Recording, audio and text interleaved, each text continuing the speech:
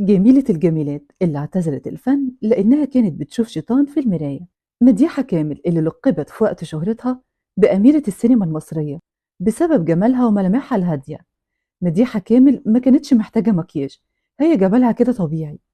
ولو تفتكروا مسلسل البشاير اللي شاركها في البطولة محمود عبد العزيز، ما كانتش بتحط مكياج خالص، ومع ذلك كانت زي القمر. لكن إيه اللي خلاها في قمة المجد والنجومية بتاعتها والشهرة تعتزل الفن وبدأت رحلتها مع ربنا لغاية ما توفاها الله في شهر رمضان؟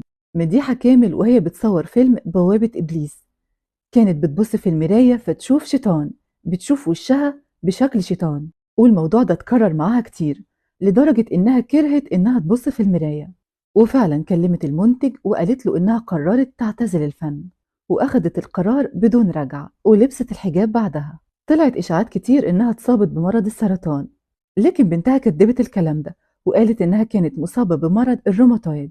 مديحة كامل كانت عايشة حياتها بشكل طبيعي جدا، وكمان أدت فريضة الحج سنة 1995، ويوم وفاتها كان في شهر رمضان.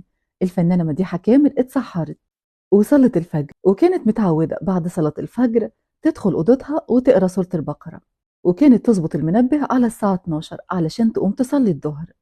المنبه رن الساعة 12 لكن فضل يرن كتير وهي ما صحيتش، فدخلت بنتها علشان تصحيها. بنتها بتصحيها لكن ما صحيتش، بتقول ما كنتش أعرف إنها ماتت، جسمها كان لسه دافي ووشها كان منور، جه في بالي إنها بس يكون مغمى عليها.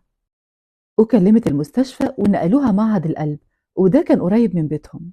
وحدثت الوفاة سنة 1997. بنتها بتقول إنها بعد وفاتها بتفتح دولابها لقت كتب دينية كتير، الكتب دي اللي بتتوزع صدقة على الميت بعد وفاته.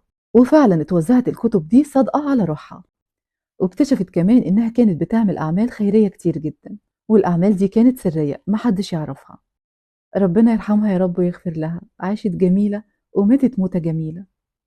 وحقيقي هي من أجمل الوشوش وأكتر الوشوش اللي بحبها، ومش بشبع أبدا من مسلسل بشاير، بحب أشوفه مخصوص عشانها.